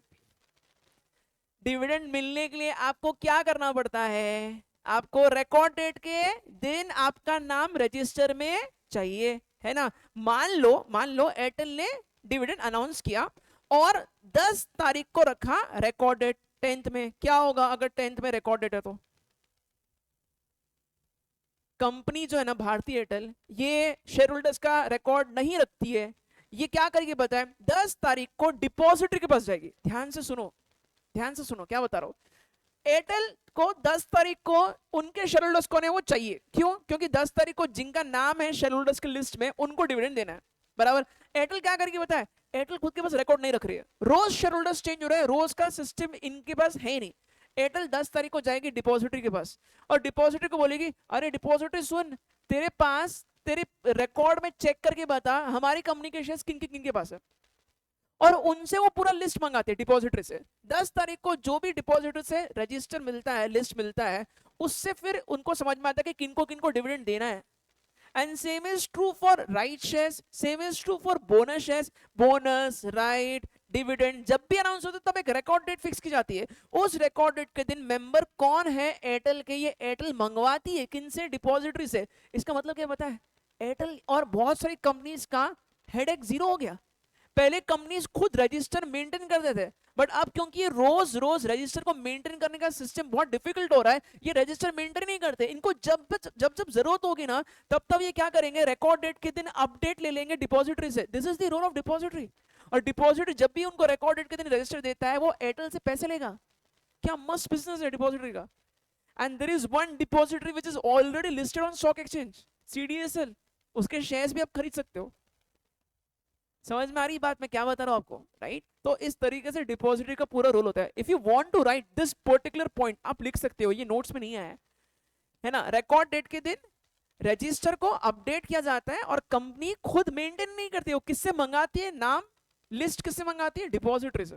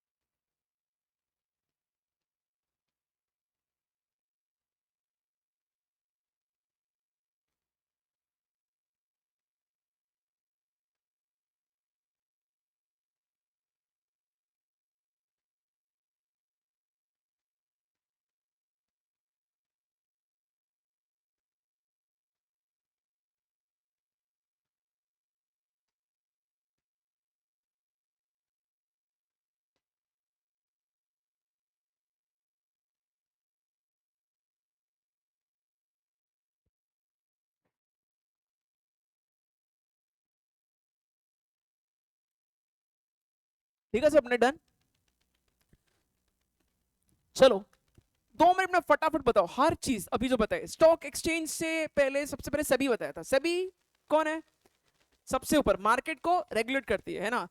Upper circuit lower circuit कौन डिसाइड कर रहा है, सेबी डिसाइड करती है, ठीक है। अपर सर्किट और लोअर सर्किट से क्या होगा, शेयर बहुत ज्यादा फ्लक्चुएट नहीं होगा, एक ही दिन में बहुत ऊपर भी नहीं जाएगा और बहुत नीचे भी नहीं आएगा। सर्किट फिल्टर्स क्या रेंज के होते हैं, 20%, 10%, 5% एंड 2%, डिपेंड करता है कौन सी कंपनी है ना। अच्छा, फिर उसके बाद मैंने बताया सेबी जो है मार्केट को रेगुलेट करती है। फिर स्टॉक एक्सचेंज आते हैं। स्टॉक एक्सचेंज का क्या रोल है, प्लेटफॉर्म है शेयर्स को बाय और सेल करने के लिए। बट प्रॉब्लम है स्टॉक एक्सचेंज पे हम लोग डायरेक्टली नहीं जा सकते, सिर्फ मेंबर्स खरीद सकते हैं और मेंबर्स के पास हमें अकाउंट ओपन करना पड़ता है। और मेंबर्स को ही बोलते हैं ब्रोकर या depository participant. Example Zerodha, grow, Upstox, Motilal Oswal, ये सब उसके एग्जांपल्स है, ठीक है। अच्छा, अब ये बताओ अगर एज एन इन्वेस्टर मैंने शेयर्स खरीद लिए तो मेरे शेयर्स को संभाल कौन रहा है, डिपॉजिटरी। और डिपॉजिटरी पूरा रिकॉर्ड मेंटेन करता है। और कंपनीज आजकल खुद रजिस्टर मेंटेन नहीं करते, कंपनीज ये पूरा अपडेट किससे करवाते हैं,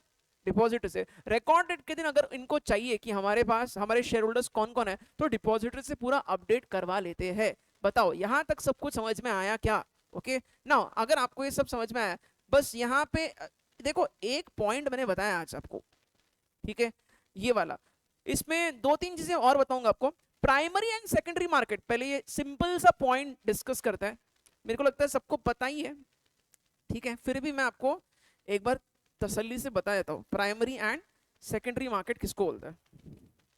anyone who is having any clue primary market क्या है और सेकेंडरी मार्केट क्या होता है? ठीक है, प्राइमरी मार्केट आईपीओ को बोलता है। आईपीओ, आईपीओ मतलब इनिशियल पब्लिक ऑफर, है ना। अगर मान लो आपने आईपीओ में अप्लाई किया तो क्या होगा, तो कंपनी से आप शेयर्स खरीद रहे हो। आपने शेयर्स किससे खरीदे, कंपनी से, और आपने कंपनी को क्या दिया, पैसा दिया। बच्चों एक काम करो, पहले ना प्राइमरी और सेकेंडरी मार्केट समझाऊं उसके पहले मैं आपको एकदम इजी एग्जांपल देता हूं। सपोज मैं फर्स्ट हैंड कार परचेस कर रहा हूं, फर्स्ट हैंड कार, थोड़ा एक्सप्लेन करो। फर्स्ट हैंड कार मतलब मैं कहां जाके खरीदा हूं, शोरूम में। से मैंने किया कार परचेस की, है ना, तो मैं क्या करूंगा, किया के शोरूम में जाऊंगा और वहां मैं कंपनी को पैसा देके कंपनी से, शोरूम से मैं कार परचेस कर रहा हूं, ठीक है। अच्छा, अगर मान लो कि ये गाड़ी मैं खरीदने के बाद में और किसी को बेच रहा हूं, तो ये हो गया second hand. First hand, second hand, बस वैसे ही है। Primary market, secondary market. Primary market मतलब क्या? अगर मान लो कंपनी का जब आईपीओ आया, आपने कंपनी से डायरेक्टली शेयर्स खरीदे कंपनी को पैसा देके, वो हो गया प्राइमरी मार्केट। एक बार प्राइमरी मार्केट में कंपनी का लिस्टिंग हो गया, उसके बाद अब जो शेयर्स ट्रेड होते हैं वो सेकेंडरी मार्केट में ट्रेड हो गए। मैं एग्जांपल को बहुत सिंपल रख रहा हूं, आपको सोचना और आंसर करना है। आज अगर आपने रिलायंस के शेयर्स परचेस किए, तो थोड़ा सोचो, बताओ ये शेयर्स बेच कौन रहा है? कंपनी बेच रही है या कोई पहले से जिसने खरीद कर रखा था इन्वेस्टर, उससे आप खरीद रहे हो? आईपीओ तो कब का आ चुका है रिलायंस का, है ना? तो आज अगर आपको रिलायंस के शेयर्स चाहिए तो आप किससे खरीदोगे? उनसे जिनके पास पहले से शेयर्स थे रिलायंस के, है ना? तो मतलब ये जो ट्रेडिंग हो रहा है, this is happening in secondary market. समझ में आया कि ये सब सेकंड हैंड चल रहा है ना? और अगर कोई नई कंपनी का आईपीओ आता है, सपोज कोई नई कंपनी का आईपीओ आ रहा है, और वो नई कंपनी का, फॉर एग्जांपल अभी एथर नाम की कंपनी है, उसका आईपीओ आ रहा है जो टू व्हीलर बनाती है, करेक्ट? तो अगर उसका आईपीओ आ रहा है और अगर आपने एथर के आईपीओ में लगाया पैसा और आपको कंपनी से शेयर्स मिल गए, that is primary market. Is it easy? Primary market मतलब कंपनी से आप खरीद रहे हो, सेकेंडरी मार्केट मतलब पुराने कोई शेयर होल्डर से आपने शेयर्स परचेस किए। क्लियर है? करेक्ट। अच्छा ये बताओ, दोनों में से कहां पे कंपनी को पैसा मिलेगा? प्राइमरी मार्केट में। सेकेंडरी मार्केट में जो भी ट्रेडिंग हो रहा है उसमें कंपनी को कुछ पैसा नहीं मिल रहा है, वो सब शेयर होल्डर्स आपस में एक्सचेंज कर रहे हैं, वो सब स्टॉक एक्सचेंज पे ट्रेडिंग चल रहा है, राइट? चलो, अच्छा उसके बाद में यहां पे एक बहुत इंटरेस्टिंग पॉइंट लिखा है, 3 अकाउंट्स फॉर बाइंग और सेलिंग शेयर्स। सभी लोग नोट सामने रखो प्लीज, छोटा पॉइंट है बट ये बताना जरूरी है, बहुत एक्चुअली रेलेवेंट भी है।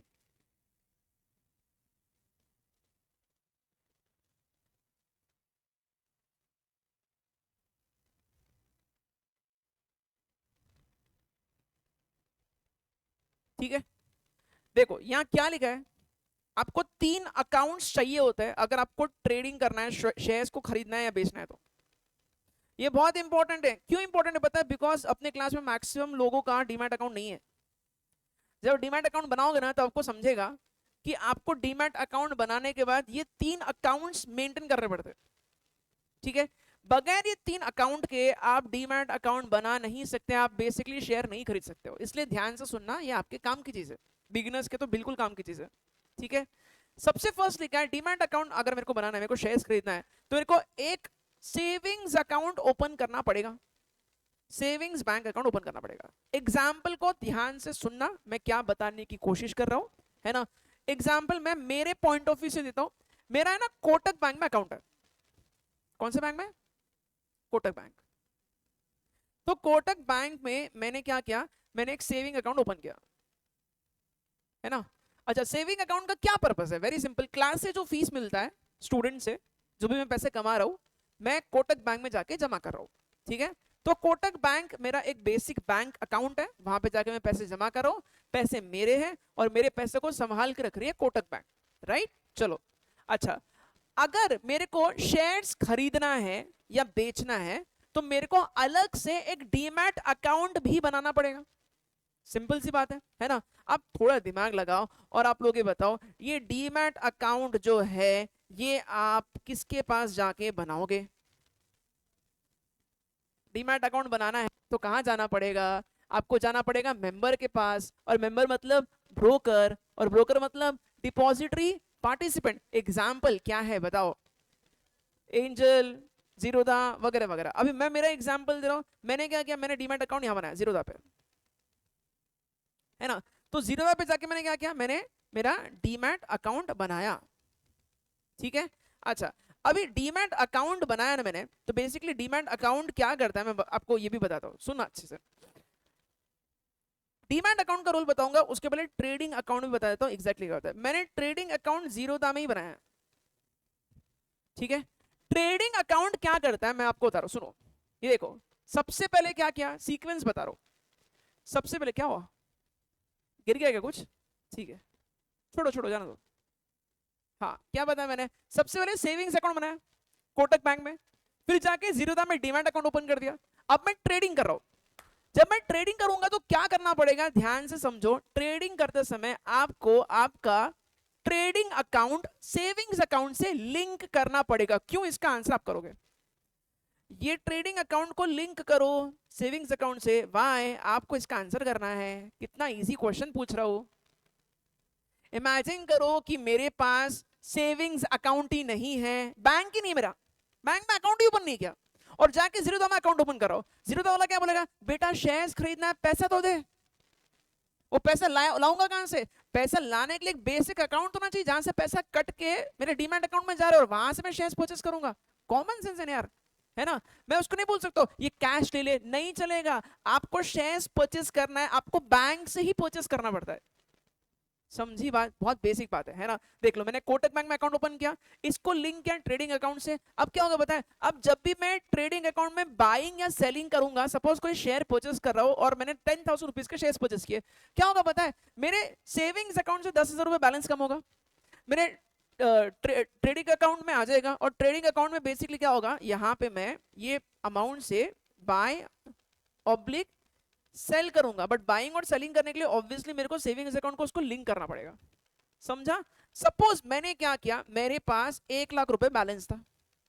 ये 1 लाख रुपए से सपोज मैंने रिलायंस के शेयर्स परचेस किए, रिलायंस इंडस्ट्रीज लिमिटेड के, और रिलायंस के शेयर्स मैंने परचेस किए, मान लो एग्जांपल है 10 शेयर्स मैंने परचेस किए। सपोज ये 10 शेयर्स मैंने जो परचेस किए ना, ये अब 10 शेयर्स रिफ्लेक्ट होंगे मेरे डीमैट अकाउंट में आराम से। फिर से बता रहा हूं, हर अकाउंट का पर्पस, पहले तो ये बताओ कि आपको सेविंग्स अकाउंट का पर्पस पता है? सेविंग्स अकाउंट क्या करना है? सेविंग्स अकाउंट आपके पैसों को संभाल कर रहा है, दैट्स इट। बैंक में गया, कोटक बैंक में, वहां जाके मैंने अकाउंट ओपन किया और मैंने क्लास से जो फीस कमाया वो फीस कहां गई? कोटक बैंक। ठीक है, वो मेरा सेविंग्स अकाउंट है, राइट। कोटक बैंक को मैंने किससे लिंक किया? ट्रेडिंग अकाउंट से। ट्रेडिंग अकाउंट से लिंक करने का पर्पस क्या है? आपका जो बैंक का बैलेंस है वो यूज करो डीमैट ट्रेडिंग अकाउंट के लिए, ताकि आप शेयर्स को खरीद सको। अब मैंने जीरोधा में अकाउंट ओपन करके शेयर्स को खरीदा, मैंने रिलायंस के कितने शेयर्स परचेस किए? 10 शेयर्स। ऑब्वियसली उसके लिए मेरे को सेविंग्स अकाउंट को लिंक करना पड़ेगा, क्योंकि वहीं से पैसा वहां जा रहा है। शेयर्स परचेस करने के बाद वो शेयर्स किधर स्टोर होते हैं? आंसर इज डीमैट अकाउंट में।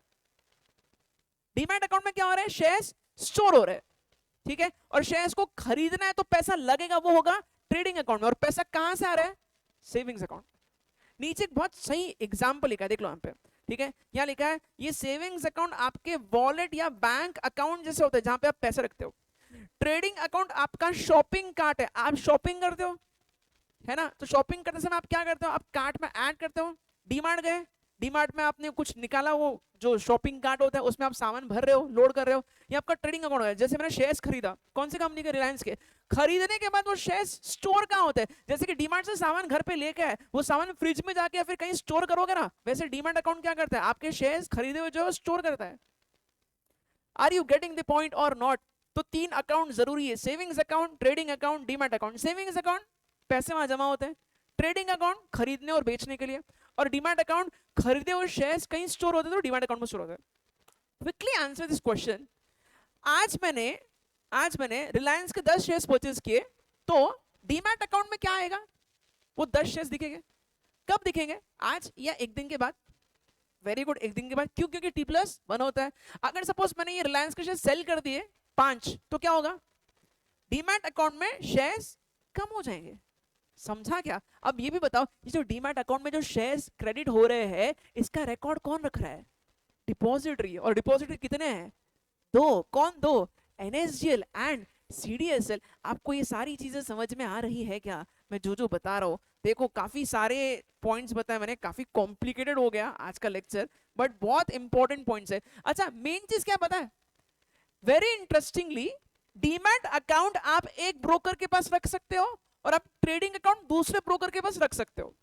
इट इज नॉट नेसेसरी कि डीमैट अकाउंट जहां है वहीं ट्रेडिंग अकाउंट होना चाहिए।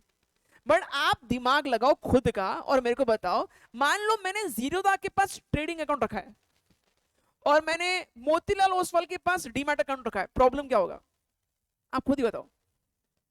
ट्रेडिंग अकाउंट एक जगह, डीमैट अकाउंट एक जगह। Tell me what are the problems now? सोचो और बताओ। आज कितने शेयर्स परचेस किए? 10। किसके? रिलायंस के। तो ट्रेडिंग अकाउंट कहां था मेरा? जीरोधा के पास। सपोज मैंने डीमैट अकाउंट जीरोधा में ओपन नहीं किया, मैंने मेरा डीमैट अकाउंट यहां कट करता हूं, देखो ये डीमैट अकाउंट जो है मेरा सपोज मोतीलाल ओसवाल के पास है। प्रॉब्लम क्या होगा? मैंने आज 10 शेयर्स खरीदे ना, ठीक है, तो ये 10 शेयर्स जीरोधा मेरे लिए खरीद रहा है। ये 10 शेयर सच में मोतीलाल ओसवाल ने इसको अपडेट किया है नहीं डीमैट अकाउंट में, इनको आपस में कम्युनिकेट करना पड़ेगा। जीरो पे जाके किसको बोलेगा? मोतीलाल को, अरे मोतीलाल ओसवाल सुन, इसने 10 शेयर्स खरीदे, तेरे पास आए क्या चेक कर। तो कम्युनिकेशन गैप आएगा। इसलिए कभी भी मैं सजेशन नहीं दूंगा कि आप ट्रेडिंग अकाउंट एक जगह ओपन करो और दूसरी जगह डीमैट अकाउंट ओपन करो, बहुत लोचा होता है जनरली। इसलिए जब भी आप डीमैट अकाउंट ओपन करते हो तो आपको जीरोधा दोनों का परमिशन मांगता है, ट्रेडिंग का भी और डीमैट का भी, ताकि आपको इधर उधर भागना ना पड़े। बट प्रैक्टिकली ये किया जा सकता है कि एक जगह डीमैट और एक जगह ट्रेडिंग, बट ये कोई सजेस्ट नहीं करेगा। उसका मैंने रीजन बताया, वो बार बार इनको एक दूसरे से कोऑर्डिनेट करना पड़ेगा और बहुत बार आप उसमें बीच में फंस जाओगे, पिस जाओगे। समझा? ठीक है। तो ये दो, ट्रेडिंग और डीमैट अलग जगह ओपन होता है और सेविंग्स बैंक अकाउंट मेरा अलग है। अच्छा, एक और क्वेश्चन जल्दी से इसका आंसर करो, तीनों भी एक जगह हो सकता है क्या? तीनों भी एक जगह हो सकता है क्या? दिमाग लगाओ खुद का। आपको ये नहीं पता है शायद कि ये जो मैंने ब्रोकर के एग्जाम्पल दिए, ब्रोकर के आज कौन से एग्जाम्पल दिए? Zerodha, Motilal, angel, Upstox. आपको पता है बहुत सारे बैंक्स भी ब्रोकर है, बहुत सारे बैंक्स ब्रोकर है। एसबीआई, आप एसबीआई में जाकर डीमैट अकाउंट ओपन कर सकते हो। कोटक बैंक में भी डीमैट अकाउंट ओपन होता है। मान लो मैंने कोटक बैंक में ही डीमैट अकाउंट ओपन कर दिया, तो क्या होगा? तीनों भी एक ही जगह है, बैंक भी वही है, ट्रेडिंग अकाउंट भी वही है, डीमैट अकाउंट भी वही है, कर सकते हैं। बट प्रॉब्लम क्या पता है, ये जो दूसरे बैंक्स जो है ना, ये बहुत ज्यादा ब्रोकरेज चार्ज करते हैं। दैट्स व्हाई लोग बैंक अकाउंट एक जगह करते हैं, फिर उसके नीचे ट्रेडिंग और डीमैट अकाउंट अलग जगह ओपन करते हैं। मैंने आपको काफी सारी चीजें बता दी है, हर एक सिनेरियो पॉसिबल है ना, बट प्रैक्टिकली लोग क्या करते हैं वो भी बताया मैंने, राइट? कभी भी ये दो सेम ही जगह रखना है, ये अलग हुआ तो चलेगा एक बार का। Are you getting the point और नॉट? बोलो बोलो। एक मेरे को 10 मिनट दो, अगर टाइम नहीं बचता है तो फिर हम लोग कल करेंगे discuss. Just give me 10 minutes बस, मैं रैप अप कर रहा हूँ आज का लेक्चर। देख लो क्या क्या बताया मैंने।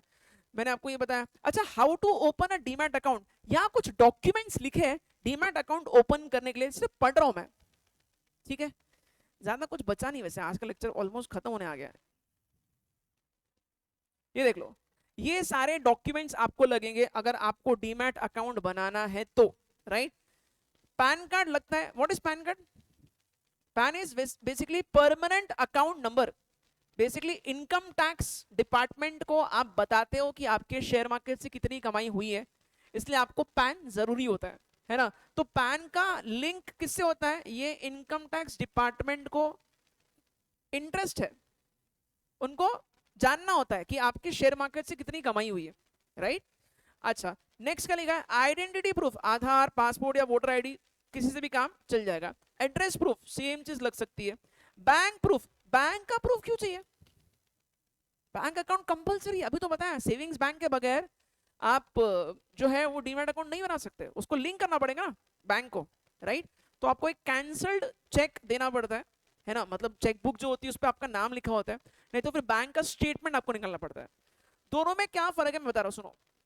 बहुत सारे लोग जिन्होंने बैंक में अकाउंट ओपन किया है, उनको बैंक से चेकबुक मिलती है, और बैंक से चेकबुक जब मिलती है, आप खुद भी चेक करना, अगर आपका बैंक अकाउंट है और आपके पास चेकबुक है, उस पर नाम लिखा होता है। अगर नाम नहीं लिखा है तो आप बैंक को रिक्वेस्ट करो कि मेरे को बैंक स्टेटमेंट दे। बैंक स्टेटमेंट जो होता है उस पर आपका नाम लिखा होता है, and it serves as a proof कि ये बैंक अकाउंट आपका ही है। सही है? तो एक एविडेंस होता है, राइट? ये सब मैंडेटरी है। फोटोग्राफ आपको लगेगा, पासपोर्ट साइज फोटोग्राफ, अगर आप ऑफलाइन जाके उनके ऑफिस में जाके सबमिट करते हो तो सिग्नेचर आपको देना पड़ेगा, राइट? तो और इनकम प्रूफ ये ऑप्शनल है, अगर आप फ्यूचर्स एंड ऑप्शंस का वहां पे एक अलग बॉक्स टिक करते हो तो। अभी फॉर एग्जांपल मैं आपको एक चीज बता दूं, अभी मैं 2011 से मेरा डीमैट अकाउंट है, मैंने अभी तक एक बार भी ये चीज नहीं की है, फ्यूचर्स एंड ऑप्शन। बहुत रिस्की होता है एफ एंड ओ, बहुत सारे लोग इंटरेस्टेड है इसमें एफ एंड ओ में, बट सीरियसली बता रहा हूँ एफ एंड ओ में बहुत कम लोगों का पैसा बनता है। एफ एंड ओ जो लोग बहुत फ्रीक्वेंटली करते हैं, एफ एंड ओ का फुल फॉर्म क्या है? फ्यूचर्स एंड ऑप्शंस, ठीक है? एफ एंड ओ जो लोग बहुत फ्रीक्वेंटली करते हैं उनका फ्यूचर बचता ही नहीं है कुछ, और बाद में उनके पास कुछ ऑप्शन नहीं बचता है। तो मतलब 1% से भी कम लोग हैं जो एफ एंड ओ में पैसा कमाते हैं। इसलिए आई डोंट सजेस्ट कि कोई एफ एंड ओ करना चाहिए, बहुत दूर रहोगे तो बेटर है। इन्वेस्टिंग जो करता है लॉन्ग टर्म में वो पैसे अच्छे कमाता है, एफ एंड ओ में यार क्वेश्चन मार्क है, ठीक है? बहुत लोग करते हैं वैसे एफ एंड ओ। चलो, तो मैंने आपको ये सब बता दिया। लास्ट एक चीज बताओ, बस इतना ही बता रहा हूँ, स्टॉक मार्केट के आर्ट्स यहाँ लिखे हैं, बस वो डिस्कस करते हैं and then will end this lecture, ठीक है। तो देखो स्टॉक मार्केट की टाइमिंग्स क्या है, कोई अगर आपको पूछता है ना तो आपका नॉर्मल आंसर ये होता है सर 9:15 स्टॉक मार्केट चालू होता है और खत्म कब होता है 3:30 बजे। एक्चुअली क्या पता है, मार्केट चालू हो जाता है 9 बजे, ये 9 से 9:15 इसको है ना हम लोग बोलते हैं प्री ओपनिंग सेशन। क्या बोलते हैं? प्री ओपनिंग सेशन, ठीक है। अब आप लोग कभी भी देखोगे ना, मैं आपको बस एक ऑब्जर्वेशन करने के लिए बोल रहा हूं, कल अगर कोई शेयर क्लोज हुआ है से 2,000 रुपए पे, ठीक है, कल क्या डे था? ट्यूसडे, ठीक है। तो ट्यूसडे को 3:30 बजे अगर कोई शेयर 2,000 के भाव पे क्लोज हुआ, तो ये जरूरी नहीं है कि आज 9:15 बजे 2,000 रुपए पे स्टार्ट होगा। प्लीज लिसन, क्या बता रहा हूं सुनो अच्छे से। कल अगर कोई शेयर का क्लोजिंग प्राइस 2,000 था, तो आज जब मार्केट स्टार्ट हुआ है 9:15 बजे से ट्रेडिंग स्टार्ट होता है, नॉट नेसेसरी कि 9:15 बजे आपको 2,000 प्राइस दिखे, हो सकता है ज्यादा दिख रहा है या हो सकता है कम दिख रहा है। एग्जाम्पल बीएससी का लेते हैं, वेरी गुड एग्जाम्पल। बीएससी का शेयर कल जो शाम को क्लोज हुआ था 3:30 बजे, आज सुबह जब ओपन हुआ 9:15 को, वो बहुत बड़े भाव पे ओपन हुआ। ऐसा क्यों? सर हम लोग तो नॉर्मली अकाउंट्स में पढ़ते हैं कि क्लोजिंग बैलेंस जो होता है वो अगले दिन को ओपनिंग बैलेंस बनता है, या ऐसा नहीं होगा? क्यों नहीं होगा? क्योंकि 9:15 बजे के पहले जो प्री ओपनिंग सेशन होता है उसमें बहुत सारे लोग ऑर्डर्स प्लेस करते हैं, और वो ऑर्डर प्लेस करने के चक्कर में शेयर का भाव चेंज होगा। अब मैं आपको क्या बता रहा हूं, बहुत अच्छे से सुनना, बहुत स्मार्ट लोग क्या करते हैं सुनो एकदम अच्छे से। देखो स्टॉक मार्केट में ये यहां से ट्रेडिंग चालू हो रहा है, but actually pre opening session में बहुत आप ऑर्डर्स प्लेस कर सकते हो, कब से कब तक? 9 से 9:15, और ये 9 से 9:15 में बहुत सारे ऑर्डर्स एग्जीक्यूट भी होते हैं, जिसकी वजह से आप जब 9:15 को उसका प्राइस चेक करोगे ना, तो आपको अचानक से भाव बढ़ा हुआ या कम हुआ दिखेगा, राइट? तो नॉट नेसेसरी जैसे कल शाम को जो क्लोज है वो आज सुबह 9:15 भी एग्जैक्ट वही प्राइस दिखेगा, because of this pre opening session. अच्छा, प्री ओपनिंग सेशन में लोग बाय करेंगे या सेल करेंगे, डिपेंड करेगा कि मार्केट खत्म होने के बाद अच्छा न्यूज आया बुरा न्यूज आया। अभी जब मैं आपको बोल रहा हूं, कल मार्केट खत्म होने के बाद बीएससी का अनाउंसमेंट आता है कि हमारा रिजल्ट आया और रिजल्ट बहुत ही अमेजिंग आया। क्या लगता है आपको? रिजल्ट अच्छा आया तो 9 बजे लोग बाय ऑर्डर प्लेस करेंगे, सेल ऑर्डर? Buy order. और ज्यादा लोग अगर खरीदने वाले ऑर्डर्स प्लेस करेंगे तो डिमांड बढ़ेगा, शेयर का भाव बढ़ेगा। आज आपने देखा इसलिए शुरुआत में उसका शेयर का भाव बढ़ गया था, दिस इज द रीजन। अच्छा, ये भी तो हो सकता है, अब एक और एग्जांपल, सपोज इमेजिन करो कि इंडिया पाकिस्तान का वॉर डिक्लेयर हो गया, अभी ऐसी कुछ सिनेरियो चल रहा है ना, और वो वॉर जैसा सिचुएशन और लोग एकदम टेंशन में आ गए। तो टेंशन में आ गए तो क्या लगता है, अगर सपोज सच में आज रातों रात वॉर हो जाता है, तो अगले दिन स्टॉक मार्केट प्लस में ओपन हो गया माइनस में? माइनस में क्यों ओपन होता है? 9:15 को आप देखोगे बहुत सारे शेयर नीचे ओपन हुए, वो नीचे क्यों ओपन हुए? क्योंकि 9 to 9:15 लोग सेल कर रहे हैं शेयर्स को, तो 9 to 9:15 में बहुत कुछ हो जाता है। समझ में आया मैं क्या बता रहा हूँ, राइट? चलो, अच्छा, मार्केट खत्म होता है 3:30 बजे, बट 3:30 से और 10 मिनट इनके थोड़े क्लोजिंग कैलकुलेशंस होते हैं, सेटलमेंट किया जाता है बहुत सारी चीजों को, है ना। फिर 3:40 से 4 यहाँ पे ना इसको बोलते हैं हम लोग पोस्ट मार्केट ऑर्डर। अब ये post market order generally broker लोग करते हैं। कौन करते हैं? ब्रोकर लोग। मैं ना कल आपको आते ही बताऊंगा 3:40 to 4 में एग्जैक्टली क्या होगा, कल बताऊंगा, कल लंबा डिस्कशन अपना चलेगा। एंड 4 से 9 AM तक आपका होता है आफ्टर मार्केट ऑर्डर। अब इसके बारे में थोड़ा बता रहा हूँ, लिसन, बहुत अच्छे से सुनना। शाम को रिजल्ट आया बीएससी का, मैंने रिजल्ट पढ़ा, मेरे को पढ़ते ही समझ में आ गया कि रिजल्ट बहुत अच्छा है, और मेरे को पढ़ते आइडिया भी आ गया था कि कल इसका शेयर बढ़ेगा। क्या करना चाहिए? खरीदना चाहिए, बेचना चाहिए? शाम को 7 बजे मैं इसका रिजल्ट पढ़ रहा हूँ, शार्प 7 बजे मैंने इसका रिजल्ट चेक किया, और रिजल्ट पढ़ते मेरे को लगा बहुत अच्छा रिजल्ट है। अब 7 बजे मेरे को पता है कि कल इसका भाव बढ़ने वाला है, तो 7 बजे मैं कैसे खरीदूं यार? मार्केट तो बंद हो गया। तो आप क्या कर सकते हो पता है? आप मार्केट बंद हो गया ना, तो आप क्या करो, आप शाम को 7 बजे कल सुबह के लिए आज ही ऑर्डर प्लेस करके रखो। और आपका ऑर्डर कब लगेगा पता है? 9 बजे। 9 बजे आप ऑर्डर प्लेस कर सकते हो, इसका मतलब ये नहीं होता कि 9 बजे जाके आप फोन खोल के ऑर्डर प्लेस करोगे, नहीं, ऐसा नहीं करना होता है। 9 बजे आप ऑर्डर प्लेस कर सकते हो, उसका मतलब ये है कि आपको ये ऑर्डर शाम को कभी भी प्लेस करने का मौका मिलता है। रीड दिस, यहाँ क्या लिखा है? यहाँ लिखा है ये 4 से सुबह 9 बजे जो आपका आफ्टर मार्केट ऑर्डर्स जो है ना, ये आप आपके हिसाब से कभी भी प्लेस कर सकते हो, शाम को 4 से सुबह 9 बजे तक। तो मैंने 7 बजे रिजल्ट पढ़ा, 7 बजे मैंने ऑर्डर प्लेस कर दिया, तो ऑर्डर मेरा कब लगेगा बताएं? सुबह 9 बजे मेरा ऑर्डर सबसे पहले लग जाएगा। इसका क्या फायदा होता है कल मैं आपको डिटेल में बताऊंगा। विल स्टॉप हियर, काफी कुछ डिस्कशन हो चुका है वैसे इस लेक्चर में, विल स्टॉप।